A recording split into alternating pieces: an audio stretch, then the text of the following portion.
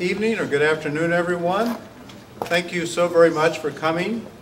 I'm using the microphone, but you can't hear it out of the speakers. It's actually for the people in the house.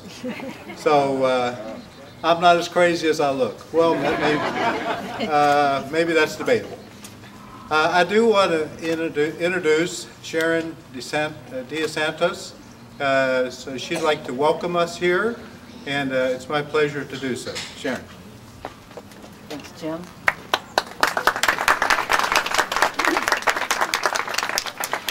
I want to thank you all for coming this evening. I want to thank homeless families for all the wonderful work that they do in our community. We're all blessed to live in communities, and we really appreciate the effort that they do to help those through transition into homes and with their families. I also want to thank some people that helped put this night on, made it possible. There is Mark Turner and Hoggy's Catering. They stepped up and filled the need for the food this evening. Aaron Shockett with Parking Solutions has generously also donated the valet parking, and Daisy Basket. I don't have a list, but I'm just trying to shoot from the hip here, and I know Lifestyle supplied the alcohol, and my co-chairs, want to thank them. That's Michelle McIntyre, my daughter, Jackie Howard and Garnet, two great friends of mine. They've all worked very hard on the event. And, wow. I want to thank you all for coming. In these economic times, I know it's difficult, but the charities are so important. We cannot forget the charities. I mean, they're what makes us strong, what makes our community strong, and they need our help. Thank you so much for coming this evening.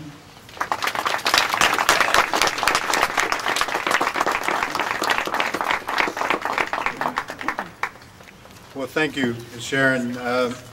My name is Jim Hopkins, and it has been my pleasure to be the chair of the Homeless Families Foundation Board for the last 2 years. You know, in many ways, homelessness is a national tragedy.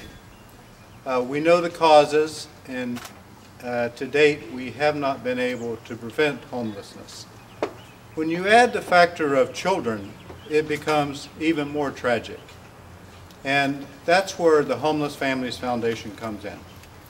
We pick up families from the YWCA, and we provide a home for them for up to 90 days, in which we help them get in touch with services in which our community provides for people in need. But a lot of times, if you don't know that there are services provided, there might as well not be any. So we have a group of a wonderful staff that helps these families as they kind of re-emerge into society. One of the catchphrases that we hear often in homelessness is called rebuilding lives. And when you think about getting into such a situation in which your life has to literally be rebuilt, I think it's a rather interesting concept. Another one of our outreach programs is called the Dowd Center. And through the Dowd Center, we help our children with their studies, and also we have a very active summer program. So when you go home tonight in your car, there will be a program, and it will tell you about tonight's event. It will also show you our website, or give you directions to get to the website. And of course, I would be remiss this evening with this many people here not to say something about our ongoing need. We are always looking for volunteers, and of course most of our support comes from the good hearts and goodwill of people who have seen the cause as we see it. And so a lot of our support comes from donations.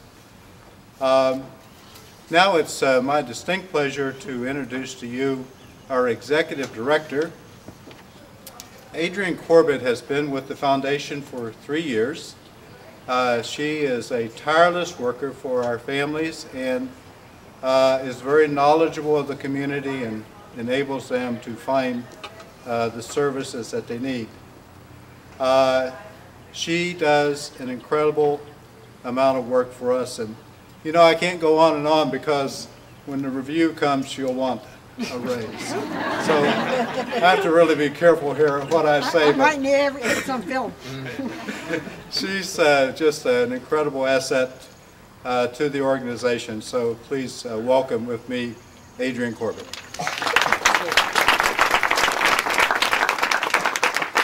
I think we need a round of applause. Jim was very humble. He is a new grandpa today. So the fact that he's with us, what a pleasure it is to be here tonight. And I also want to echo Jim's thanks to our hosts Sharon and Michael Diacenas. And I'm afraid that, although she won't admit it, this has ended up to be a bigger job than what she signed up for. I also want to give a special thanks to Garnet Mitchell and Roseanne Landers, our Director of Development. Together, they have been a formidable team, handling all of the details required for a very special evening. I also want to thank the co-chairs that Sharon mentioned, Michelle, Jackie, and Garnet as well. And if you take a look at the dessert table, these are the ladies that created those desserts. Now, that means you're going to have to push me aside to get to it. But they work tirelessly, and you don't see this kind of, I mean, they're just beautiful. You know what I like. You know, every homeless man, woman, and family have their own story, but common themes exist. Individuals have lost more than just a place to live. They've lost their security, they've lost their sense of safety and self-sufficiency, and far too often a sense of hope that they can change their future.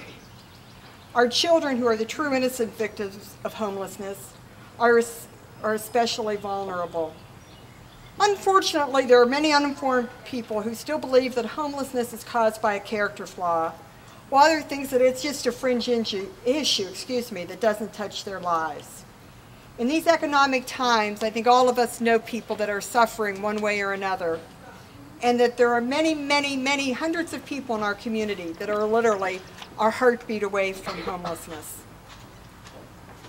I want to conclude just my little presentation. I don't think Jim's ever heard me speak this little before. Is with a partial quote from Janet Jackson, who is a president and CEO of United Way. But I think it rings true for what we're here this evening for.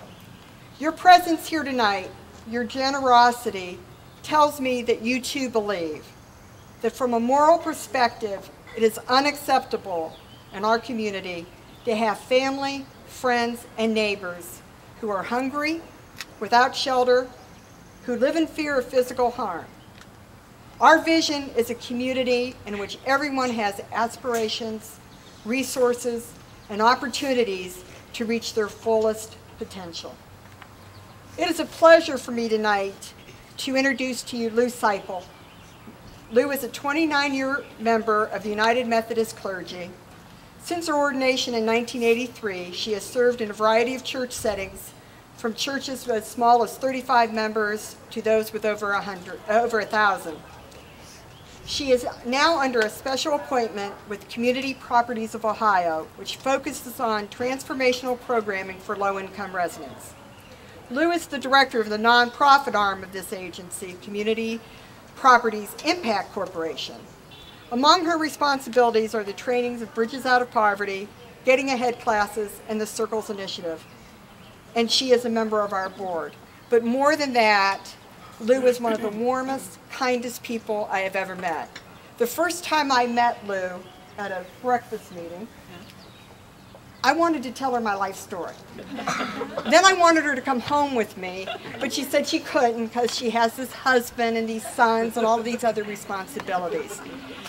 But knowing how she is, I can only imagine what she must be like as a spiritual leader and as the leader of her company. So it's my great pleasure to introduce Lou Seipel.